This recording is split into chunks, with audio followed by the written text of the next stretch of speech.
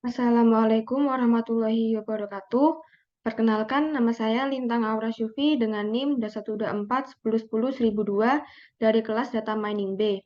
Pada kesempatan kali ini, saya akan menjelaskan tentang tugas yang diberikan, yaitu clustering pada dataset Iris menggunakan Kamins clustering. Untuk tugas yang pertama ini, langkah-langkahnya yang pertama adalah menormalisasikan dataset Iris menggunakan normalisasi min-max.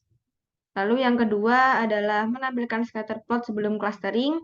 Yang ketiga, mengklasterisasi dataset Iris dengan nilai K sama dengan 2, K sama dengan 3, dan K sama dengan 4. Yang keempat adalah menampilkan scatter plot setelah clustering. Yang kelima adalah menganalisis perbandingan scatter plot sebelum clustering dan setelah clustering. Dan yang keenam adalah menentukan manakah K terbaik jika dilakukan analisa secara visual. Untuk tugas nomor 1 dan 6 ini menggunakan kombinasi atribut. Yang pertama adalah sepaleng dan sepalwidth. Yang kedua adalah sepaleng dengan petalwidth. Yang ketiga adalah sepalwidth dengan petalwidth. Dan yang keempat adalah petaleng dengan petalwidth. Yang pertama adalah di sini kita mengimportkan pandas SPD. Di sini digunakan untuk memproses data, mulai dari pembersihan data, manipulasi data, hingga melakukan analisis data. Selanjutnya di sini from scalene cluster import Kamins. Di sini untuk membantu melakukan processing data ataupun melakukan training data untuk kebutuhan machine learning. Yang kita sekarang bahas adalah Kamins tersebut. Selanjutnya di sini from scalene processing import min-max scalar untuk menghitung normalisasi dataset Iris menggunakan normalisasi minimal dan maksimumnya. Selanjutnya di sini format plotlet import pyplot SPLT. Di sini untuk memunculkan data grafik plotnya. Di sini untuk matplotlib inline di sini digunakan untuk mengembed gambar plot statis di dalam notebooknya. Di sini kita run. Oke. Selanjutnya di sini kita membuat data frame, variabel data frame untuk membaca file CSV iris CSV-nya. Dan di sini data frame head untuk memunculkan 5 nilai data teratas dari data set iris-nya. Oke, di sini adalah sepaleng, sepalwidth, petaleng, dan petalwidth untuk iris CSV-nya dan untuk nilai dari kolom pertama sampai baris ke-0 sampai baris ke-4. Selanjutnya di sini kita langsung masuk ke sepaleng dan sepalwidth. Yang pertama di sini kita membuat data frame dari sepaleng dan sepalwidth SLSW di sini dengan mengambil perpaduan antara data sepaleng dan sepalwidth-nya. Jadi kita masukkan data frame sepaleng dan sepalwidth. Lalu kita tidak lupa untuk memunculkan 5 nilai data teratas dari perpaduan kedua data tersebut dengan data frame slsw.head. Nah, di sini untuk sepaleng dan sepalwidth untuk 5 nilai data teratas seperti ini. Oke, lanjut.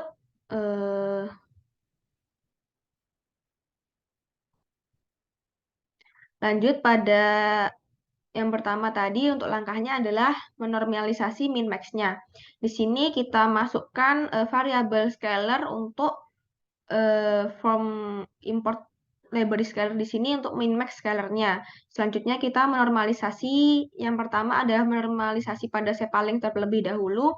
Di sini kita menggunakan scalar fit data frame untuk kita mengambil data frame dari sepaleng tersebut. Lalu dari data frame sepaleng akan ditransform atau kita masukkan kepada scalarnya. Untuk yang kedua juga sama, cara menormalisasi pada sepalwidth. Di sini kita scalar fit data frame keduanya, yaitu sepalwidth. Lalu dari data frame sepaleng dan sepalwidth, kita transform datanya di scalarnya tersebut. Dan tidak lupa kita untuk memprintkan perpaduan dari data frame sepaleng dan sepalwidth.head untuk 5 nilai data teratasnya. Nah, di sini bisa kita lihat untuk sepaleng dan sepalwidth Yang pertama tadi sebelum dinormalisasi itu seperti ini, 5,1, 3,5, 4,9, 3,0, 4,7, 3,2, 4,6, dan 3,1, dan baris keempat adalah 5,0, 3,6. Dan setelah normalisasi, memunculkan nilai baris ke-0 yaitu 0,2 dan 0,6 untuk sepalwit. Baris pertama dengan sepaleng 0,1, sepalwit 0,4, baris kedua 0,1, 0,5, baris ketiga 0,08, 0,45, dan baris keempat adalah 0,19 dan 0,6. Nah, selanjutnya langkah kedua adalah menampilkan scatter plot sebelum clustering. Di sini kita masukkan PLT scatter untuk memunculkan scatter plotnya. Kita memasukkan data frame dari SLSW tadi, yaitu sepaleng, dan data SLSW-nya sepalwidth.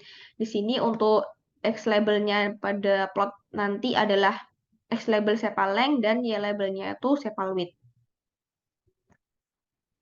Nah, di sini bisa kita run.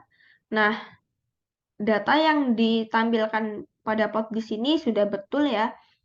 Untuk sepalengnya itu di sini sepaleng, X label, dan Y labelnya sepalwidth.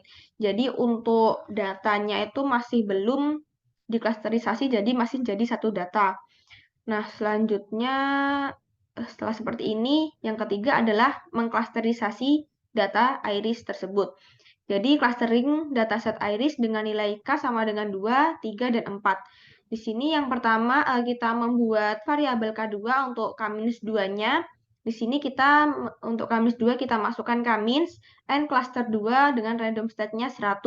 Lalu prediksi K2-nya di sini K2 fit predict. Data frame SLSW kita masukkan sepaleng sepalwidth. Untuk K3 dan K4 itu sama, hanya dengan perbedaan kalau K2 berarti K-2, untuk K3 berarti K-3, dan K4 berarti K-4. Dan di sini untuk N clusternya juga 3, di K-3, random state-nya itu sama 100. Di sini K3 fit prediksinya juga 3, lalu K4 di sini K- dengan N cluster itu 4, random state-nya itu sama 100, dan prediksinya K4 di sini, K4 fit predict dengan memasukkan data frame sepaleng dan sepalwidth. Nah, setelah itu kita print untuk yang pertama cluster data dengan nilai K2, yang kedua print cluster data dengan nilai K3, dan yang ketiga adalah cluster data dengan nilai K4. Oke, mungkin kita run. Nah, di sini muncul untuk cluster data dengan nilai K2 di sini memunculkan dua nilai, yaitu 0 dan 1. Dan selanjutnya ini, dan selanjutnya untuk cluster data dengan nilai K3 di sini memunculkan nilai 0, 1, dan 2. Lalu untuk cluster data dengan nilai K4 di sini memunculkan nilai 0, 1, 2, dan 3. Nah, selanjutnya adalah kita menghitung nilai centroidnya. Cara menghitung nilai centroidnya di sini yang pertama adalah memasukkan data frame dari sepaleng sepalwidth dengan klasternya 2, yaitu prediksinya itu K-2. Lalu di sini kita masukkan K-2 cluster center. Nah, langsung kita print untuk nilai pada cluster 2 dengan K2 cluster center. Jadi di sini untuk perbedaannya menghitung centroid hanya pada klasternya. Yang pertama ini cluster 2 berarti prediksinya K2, dengan cluster 3 di sini prediksinya K3, dan cluster 4 di sini prediksinya K4 dengan perbedaan di sini juga. Cluster centernya K2 ya K2, cluster centernya K3 ya K3, dan cluster centernya K4 berarti K4. Dan ini cluster center ini kita mengambil value dari setiap data clusteringnya. Yang kedua, ketiga, dan keempat. Sini kita run. Nah, di sini muncul untuk nilai data pada cluster 2 di sini yaitu 0,2, 0,5, 55, 0,57, dan 0,37, yaitu 4 nilai. Selanjutnya untuk nilai pada cluster 3 di sini ada 6, yaitu 0,19, 0,60, 0,40, 0,28, 0,69, dan 0,45. Dan selanjutnya untuk nilai pada cluster 4 di sini memunculkan 8 nilai, yaitu 0,13, 0,36, 0,45, 0,29, 0,24, 0,67, 0,71, dan 0,46. Nah, selanjutnya di sini kita membuat atau menampilkan scatter plot setelah clustering. Tadi kan sebelum clustering tadi hanya memunculkan seperti ini, sepaleng dan sepalwidth-nya, dan belum dimasukkan K2, K3, dan K4. Nah, dan setelah kita clustering tadi memunculkan nilai, selanjutnya kita hanya memunculkan gambarnya. Jadi di sini kita masukkan PLT figure dengan fixed size-nya. Nanti gambarnya tuh 15 kali 5 untuk menentukan ukurannya di sini. Selanjutnya di sini kita membuat PLT subplot itu ada 3. Yang pertama ada PLT subplotnya 131. Di sini kita masukkan 2 data frame. Data frame 1 dengan cluster 2 dengan indeks 0, lalu data frame 2 dengan cluster 2 indeks 1.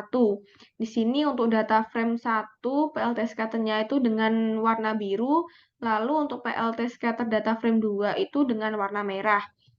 Untuk PLT scatter Cummins-nya itu nanti cluster center-nya nanti adalah dengan warna hijau atau green.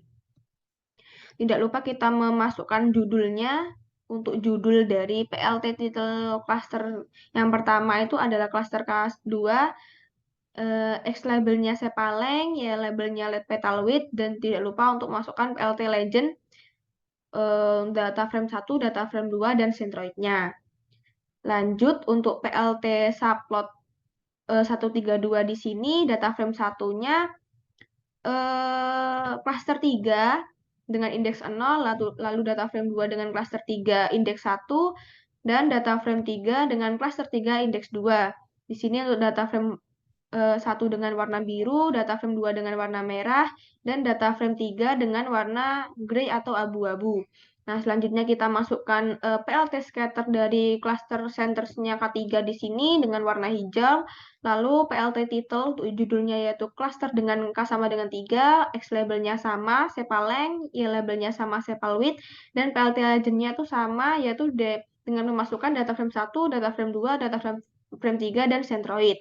Nah, selanjutnya di sini kita membuat gambar yang ketiga yaitu PLT subplot 133. Di sini kita masukkan pada data frame dengan indeks data frame 10, data frame 21, data frame 32, data frame 4-nya itu 3. Dan di sini untuk warnanya yang pertama itu biru, data frame 2 warna merah, data frame 3 warna biru, abu-abu, dan data frame yang keempat itu warna pink.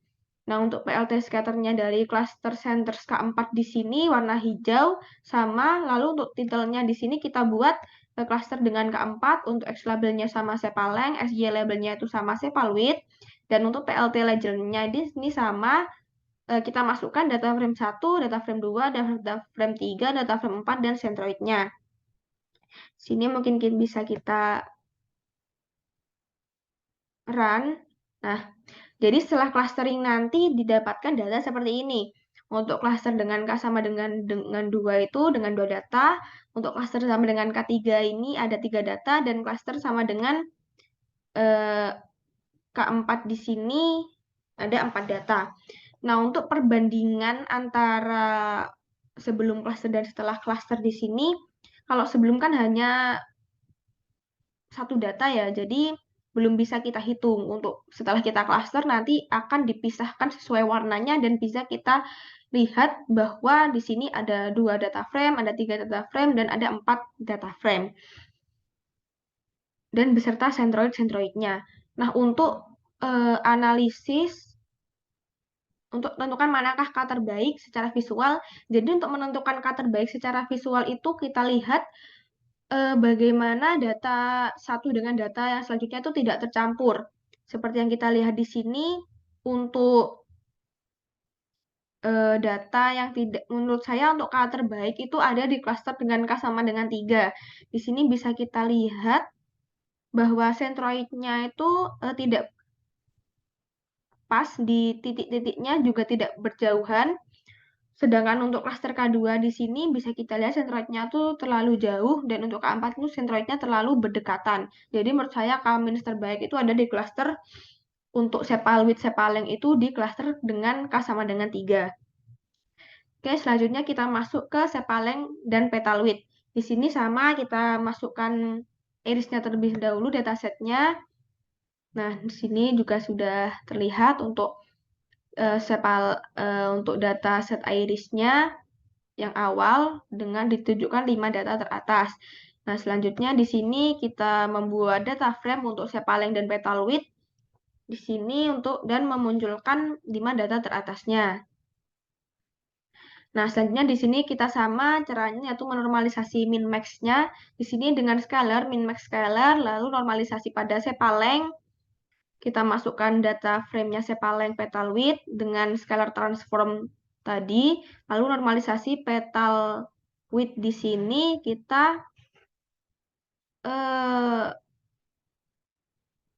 masukkan data frame Sepaleng petal width dengan mentransformkan data tersebut. Lalu tidak lupa untuk menampilkan 5 data teratasnya. Nah, di sini sudah terlihat untuk 5 data teratas. Nah, tadi untuk Sepaleng petal width di sini untuk datanya tuh seperti ini, 5:5,1, 0,2, 4,9, 0,2, 4,7, 0,2, 4,6, 0,2, dan 5,0, 0,2. Nah, setelah dinormalisasi menjadi seperti ini, 0,2 dengan 0,04, 0,16, 0,1, 0,08, dan 0,19. Nah, untuk petal width-nya itu nilainya sama. Nah, selanjutnya di sini kita scatter plot sebelum clustering. Kita memunculkan scatter plotnya sebelum clustering untuk perpaduan antara Sepaleng dan petal width-nya. Di sini kita buat masukkan data frame Sepaleng petal width untuk PLT scatternya. Lalu kita X labelnya itu Sepaleng dan Y labelnya itu petal width. Nah, seperti ini dimunculkan untuk Sepalengnya dan petal width-nya. Sebelum di clustering itu masih jadi satu data. Jadi belum bisa kita lihat mana yang Sepaleng dan mana yang petal width-nya untuk angkanya. Nah, selanjutnya di sini kita clustering dengan nilai K2, 3, dan 4. Di sini sama seperti yang awal tadi, hanya perbedaan untuk datanya saja, yaitu Sepaleng dan petal width-nya. Untuk K2 berarti ya K2 untuk N cluster 2, berarti untuk K3 berarti N clusternya 3, untuk K4 berarti N clusternya adalah 4. Dan dengan random set-nya itu sama-sama 100. Dan tidak lupa untuk mengeprintkan ini. Cluster data nilai sama dengan 2, cluster data nilai sama dengan 3, dan cluster data dengan nilai sama dengan 4. Nah, di sini bisa kita lihat untuk clustering data dengan nilai K2 ini diambil nilai adalah 0 dan 1, lalu K3 ini ada 3, itu adalah 0, 1, ada dan 2, dan untuk cluster data dengan nilai 4 ini ada 4, yaitu 0, 1, 2, dan 3. Nah, selanjutnya adalah menghitung nilai centroid. Di sini untuk menghitung nilai centroidnya sama seperti yang awal tadi, yaitu kita masukkan data frame Sepaleng petal width dengan prediksi K2 di sini, dengan K2 cluster center, lalu mengeprintkan nilai pada cluster 2-nya. Sama di sini hanya dengan perbedaan cluster 3 dengan prediksi K3, cluster center. Lalu untuk K4-nya di sini cluster center, K3 dengan cluster center dengan nilai pada, dan di print untuk nilai pada kelas 4 dan nilai pada cluster K3. Dan kita mengambil cluster centernya itu atau memasukkan value-nya nanti di data frame-nya untuk menghitung centroid tersebut. Nah, di sini bisa kita lihat untuk datanya nilai pada cluster 2 di sini adalah ada 4, yaitu 0,20, 0,10, 0,56, dan 0,67. Sedangkan nilai pada cluster 3 di sini adalah 0,45, 0,55, 0,19, 0,7, dan 0,70, 0,07, 0,7, dan 0,8. Jadi ada 6.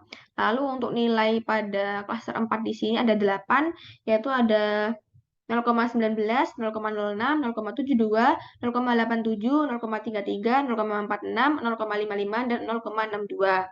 Nah, selanjutnya Untuk scatter plotnya setelah clustering di sini sama, saya memasukkan ukurannya itu 15 kali 5. Lalu untuk scatter plotnya di sini, untuk PLT subplotnya itu sama 0,131, 0,132 dan 0,133. Di sini warnanya itu juga sama. Untuk sepaleng untuk data frame 1 sampai 4 itu sama ya warnanya. Untuk data frame pertama berarti biru, data frame kedua itu merah, data frame ketiga itu ada warna abu-abu dan data frame keempat itu ada warna pink. Dan untuk centroidnya itu dengan warna hijau di cluster center ini. Nah, di sini perbedaannya ada untuk dua data frame nanti dengan titelnya itu dengan sama dengan 2, X labelnya sepaleng, Y labelnya itu petal width, dan untuk PLT legelnya itu data frame 1, data frame 2, dan centroid. Untuk PLT subplot 132 di sini dengan clustering 3, untuk X labelnya itu sama sepaleng, Y labelnya sama petal width, dan untuk PLT legelnya itu bertambah dari yaitu data frame 1, data frame 2, data frame 3, dan centroid. Selanjutnya untuk PLT subplot 133 di sini ada 4 data frame. Untuk data frame 1 indeks 0, data frame 2 indeks 2, data frame 3 indeks 2, dan data frame 4 indeks 3. Sama seperti yang di awal. Untuk judulnya itu cluster sama dengan K4. Di sini X labelnya sepaleng, Y labelnya petal width. Lalu untuk PLT legelnya di sini data frame 1, data frame 2, data frame 3, data frame 4, dan centroid. Nah, di sini bisa kita run. Nah, di sini bisa kita lihat untuk perbandingannya tadi untuk setelah clustering itu bisa kita lihat data frame 1A-nya itu mana, data frame 2 mana, 3 mana, dan 4 mana. Dan bisa kita lihat centroidnya di tiap datanya. Dan untuk menurut saya pada clustering yang sepaleng dan petal width ini untuk analisis K-means terbaik itu berada pada K4. Karena pada K4 di sini centroidnya itu berdekatan pada datanya dan itu tidak bercampur. Seperti itu. Nah, selanjutnya di sini kita masuk ke sepal width dan petal width. Di sini juga sama, kita untuk ngerit data file CSV-nya seperti ini. Lalu kita buat data frame untuk sepal width dan petal width-nya dengan nilai seperti ini, yaitu ada 3,5, 0,2, 3,0, 3,2, 3,1, dan 3,6. Untuk petal width-nya itu sama. Selanjutnya di sini kita normalisasi min max. Di sini sama seperti yang di atas tadi, kita memasukkan data frame sepal width dan petal width-nya, lalu kita transform ke scalar-nya. Dan tidak lupa kita tampilkan untuk 5 data teratasnya.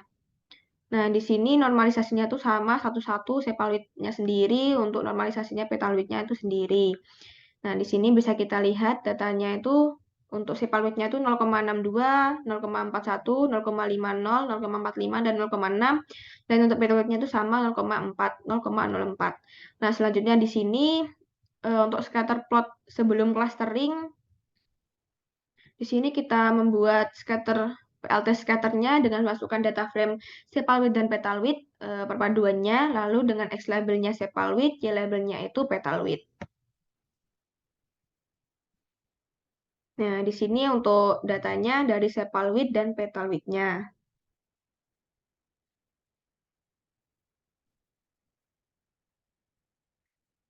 Nah, selanjutnya di sini adalah clustering data dengan nilai K2, 3, dan 4. Di sini tadi juga sama kayak yang di awal, untuk langkah-langkahnya hanya berbeda pada data frame-nya saja. Di sini kita masukkan data frame-nya SWWP atau data frame sepal width dan petal width-nya. Random set-nya itu sama 100, untuk K-2 berarti prediksinya 2, untuk K-3 berarti K3 dan prediksinya K3, untuk K-4 dengan N cluster 4, dan prediksinya K4. Dan di sini untuk kita run menggunakan atau kita print cluster dekat dengan nilai K2, K3, dan K4. Nah, di sini Bisa kita lihat untuk klaster data dengan nilai K2 itu ada 2, 0 dan 1, clustering data dengan nilai K3 0, 1, 2, 0, 1, 2 ada 3, dan clustering data dengan nilai K4 itu ada 4, yaitu 0, 1, 2, dan 3. Selanjutnya untuk menghitung nilai sentroidnya itu sama, mungkin saja kita run langsung. Nah, di sini untuk nilainya, untuk nilai pada klaster 2 itu 0,59, 0,06, 0,36, dan 0,65. Lalu nilai pada klaster 3 di sini 0,29, 0,50, 0,43, dan 0,81, 0,60, dan 0,60. Lalu untuk nilai pada klaster 4 di sini ada 8, lalu itu ada 0,0, 0,6, 0,6, 0,3, 0,6, 0,4, 0,8, dan 0,1, dan 0,43. Di sini langsung saja untuk warnanya juga sama untuk clustering scatterplot setelah clustering di sini. Nah, di sini untuk clusteringnya petal width dan sepal width seperti ini. Dan menurut saya untuk data frame terbaik itu berada pada K2. Karena di sini bisa kita lihat datanya itu tidak tercampur. Beda dengan K3 yaitu ini masih tercampur. Nah, ini masih tercampur. Jadi untuk centroidnya juga masih berdekatan. Dan untuk K- terbaik dari sepal width dan petal width itu berada di cluster sama dengan K2. Nah, lanjut untuk yang terakhir di sini adalah petal length dan petal width. Untuk petal length dan petal width di sini kita sama untuk pertama kita importkan dulu untuk membaca data set irisnya. Lalu di sini kita membuat data frame yaitu petal length dan petal width. Di sini perpaduan antara petal length dan petal width, lalu kita munculkan data set teratasnya. Dan bisa kita lihat nilainya seperti ini. Dengan petal length 1,4, 1,4, 1,3, 1,5, dan 1,4. Untuk petal width-nya itu sama 0,2. Selanjutnya untuk normalisasi min max di sini sama, kita membuat scalar min max scalar, lalu normalisasi antara normalisasi petal length, lalu kita transform ke data frame petal length petal width, lalu normalisasi pada petal width di sini kita ambil data dari petal width, lalu kita transform scalarnya ke data frame petal length petal width. Lalu tidak lupa kita memunculkan 5 data teratasnya. Nah, di sini untuk data teratasnya bisa kita lihat untuk peta length-nya di sini ada 0,067, 0,067 sama untuk baris 01 dan 4, lalu untuk baris kedua 0,05 dan 0,08 baris ketiganya. Dan untuk petal width-nya itu sama. Nah, selanjutnya di sini ada scatter plot sebelum clustering. Di sini scatter plot sebelum clustering kita masukkan PLT scatter dari data frame petal length dan petal width-nya, lalu dengan X labelnya di sini petal length dan Y labelnya adalah petal width. Nah, di sini untuk hasilnya petal length dan petal width. Nah, selanjutnya untuk clustering dengan nilai K sama K2, 3, dan 4 di sini sama dengan kalau K2 ya K-2 berarti cluster N cluster 2 dengan random state 100-nya itu sama dengan prediksinya K2, lalu K3 berarti K-N cluster 3 dengan prediknya 3, lalu dengan memasukkan tidak lupa untuk data frame, petal length, dan petal width, lalu untuk K- dengan N cluster 4, random step sama 100, dan di sini kita masukkan data frame, petal length, dan petal width-nya. Nah, di sini untuk N cluster-nya bisa kita lihat N cluster data dengan nilai K2 itu 0 dan 1 berarti 2, N cluster data dengan nilai K3 itu 0, 1 dan 2, N cluster dengan nilai K4 itu 0, 1, 2, dan 3. Nah, selanjutnya yaitu menghitung nilai centroid. Di sini sama data frame, petal length, dan petal width untuk prediksinya K2 dengan N clusternya. Dengan N clusternya itu cluster center dengan K2 juga. Berarti untuk cluster 3 berarti K3 cluster center 3, lalu dengan cluster 4 berarti K4 cluster center prediksi 4. Dan cluster center ini kita masukkan value-nya dari datanya. Nah, kita bisa kita lihat untuk datanya di sini. Untuk nilai pada cluster 2 ini 0,07, 0,6, 0,6, 0,65. Untuk cluster yang kelas 3 ini 0,7, 0,6, 0,7, 0,8, 0,5, dan 0,5. Dan untuk cluster 4 ini seperti ini nilainya. Nah, lanjut untuk scatter plot clustering di sini untuk fixedness-nya itu sama 15 kali 5 untuk data frame 1 dengan indeks 1 cluster 2 di sini data frame 2 dengan indeks 1, lalu di sini sama warnanya, data frame pertama itu biru, yang kedua merah, yang ketiga abu-abu, dan yang keempat itu pink. Untuk PLT subplotnya itu sama, dan judulnya juga sama. Dan memasukkan untuk cara-caranya juga sama. Nah, di sini mungkin kita langsung saja. Dan menurut saya untuk pada petaling dan petal width ini K terbaik itu berada di K2. Karena masih centroidnya tuh bisa kita lihat, datanya juga jelas, tidak berdekatan, dan masih bisa kita lihat dengan jelas. Nah, seperti ini. Nah, mungkin itu saja dari saya. Jika ada salah kata saya, mohon maaf. Wassalamualaikum warahmatullahi wabarakatuh.